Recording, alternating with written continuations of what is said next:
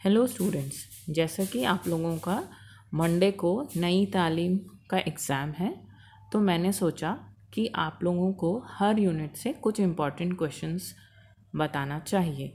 तो मेरे इस वीडियो में मैंने कुछ क्वेश्चंस निकाले हैं हर यूनिट से।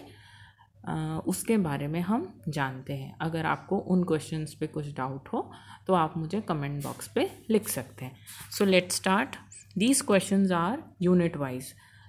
From each unit I have written few important questions which can come in your exam. So for your help, for your Monday's exam, I have sorted out these questions from your unit. I have selected few questions.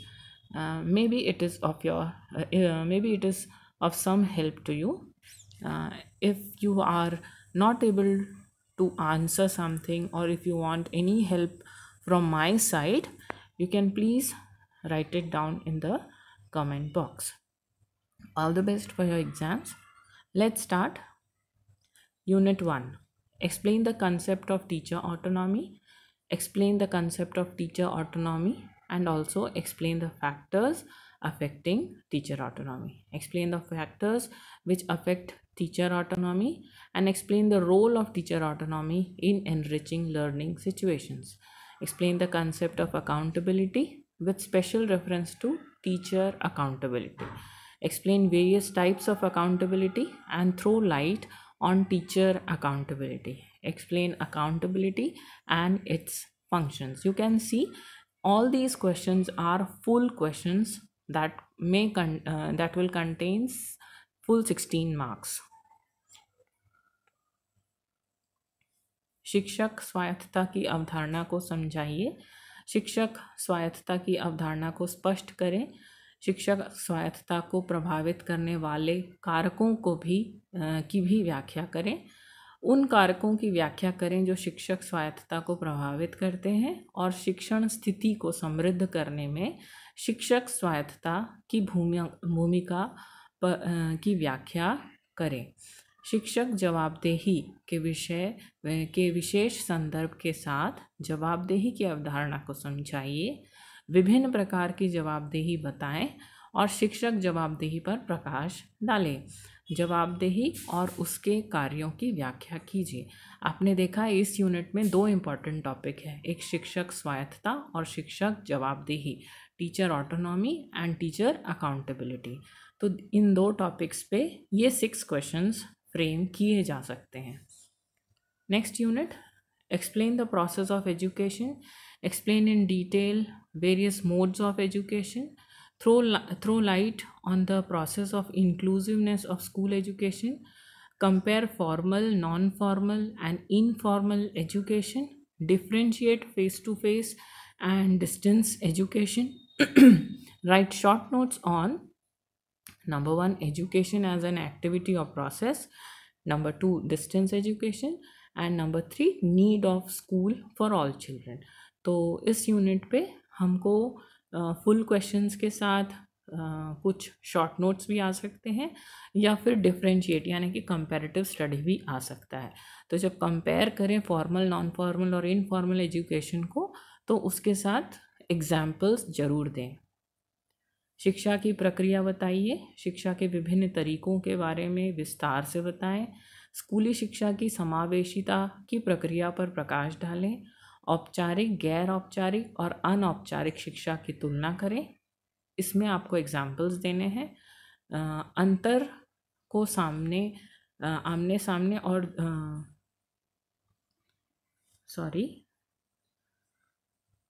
Face to face और दूरस्थ शिक्षा को समझाइए, उस पर अंतर बताइए और संक्षिप्त में लिखिए। पहला, एक गतिविधि या प्रक्रिया के रूप में शिक्षा, दूरस्थ शिक्षा और सभी बच्चों के लिए स्कूल की ज़रूरत। तो इसमें हमको फुल क्वेश्चन 5 बनते हैं और शॉर्ट नोट्स के लिए 3 टॉपिक्स मिलते हैं। जो 5 फुल क्वेश्चंस हैं उसमें भी 2 कंपैरेटिव क्वेश्चंस हैं, एक औपचारिक, गैर औपचारिक और अनौपचारिक शिक्षा की तुलनात्मक अध्ययन और दूसरा है फेस टू फेस और डिस्टेंस एजुकेशन, यानी दूरस्थ शिक्षा में अंतर बताना है। तो ये दोनों क्वेश्चंस में आप अच्छे से एग्जाम्पल्स दे के कंपैरेटिव एनालिसिस कर सकते हैं। Unit 3, explain Nai Talim and personality development. Explain personality development in concept to Nai Talim. Explain humanistic approach in education. Explain humanistic approach in education in context to Nai Talim. Explain the concept of education for citizenship. Explain values, its types and importance. What are the various types of ethics and explain its formation. Describe character building strategies adapted in institution. Describe character building strategies adapted in institution. Explain the concept of creativity. Explain the concept of social harmony. How will it help in development of 3H, head, heart and hands. Explain how creativity leads to social harmony. Explain the concept of child work and child labor. What are the causes and consequences of child labor. Explain the laws in favor of child laws. Give in detail of certain occupation and processes prohibited of employment of children. Differentiate between child work and child labor. Explain the concept of alienation along with the reasons behind it. Explain the effects of various factors on alienation of education, and then write short notes on education and alienation. Second, creativity, and third, value and ethics. Hindi में नई तालीम और व्यक्तित्व विकास की व्याख्या करें। नई तालीम की अवधारणा में व्यक्तित्व विकास के बारे में बताएं। शिक्षा में मानवतावादी दृष्टिकोण की व्याख्या करें। नई तालीम के संदर्भ में शिक्षा में मानवतावादी दृष्टिकोण की व्याख्या करें। नागरिकता के लिए शिक्षा की अवधारणा को समझाइए। मूल्यों और उसके प्रकारों और महत्व की व्याख्या करें। विभिन्न प्रकार के आचार क्या हैं और इसके गठन की व्याख्या क्या है। चरित्र निर्माण की रणनीतियों का वर्णन संस्था के आधार पर करें। रचनात्मकता की अवधारणा को समझाइए। सामाजिक समरसता की अवधारणा को समझाइए और यह 3H के विकास में कैसे मदद करता है इसे भी समझाइए। बताइए कि रचनात्मकता सामाजिक समरसता की ओर कैसे ले जाता है। बाल कार्य और बाल श्रम की अवधारणा को समझाइए। बाल श्रम के कारण और परिणाम क्या हैं उसे बताइए। बाल कानूनों के पक्ष में कानूनों की व्याख्या करें।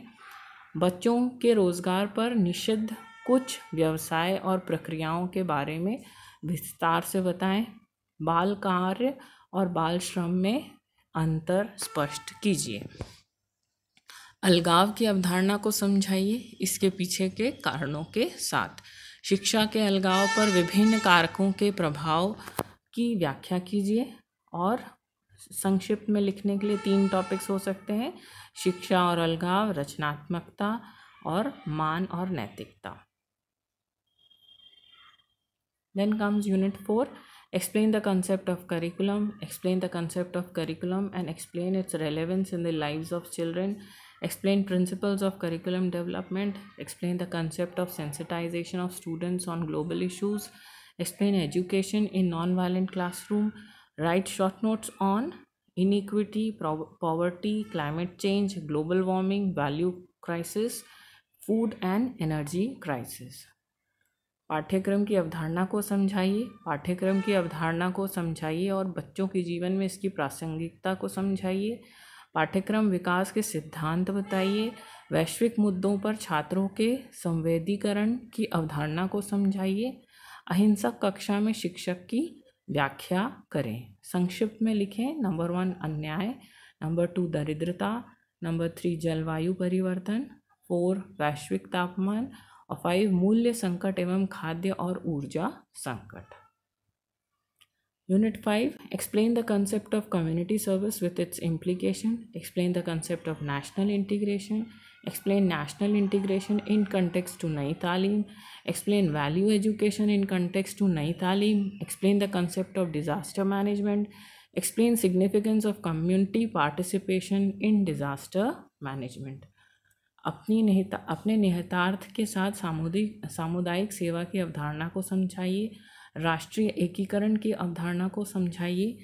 नई तालीम के संदर्भ में राष्ट्रीय एकीकरण की व्याख्या कीजिए। नई तालीम के संदर्भ में मूल्य शिक्षा बताइए और आपदा प्रबंधन की अवधारणा को समझाइए। आपदा प्रबंधन में सामुदायिक भागीदारी का महत्व बताइए। That's all. अगर आपको इन क्वेश्चंस में कहीं पे भी डाउट हो, कुछ हेल्प की ज़रूरत हो, तो प्लीज़ कमेंट बॉक्स में कमेंट करिए। I am there to help you. That's all. Thank you and all the best for your exams.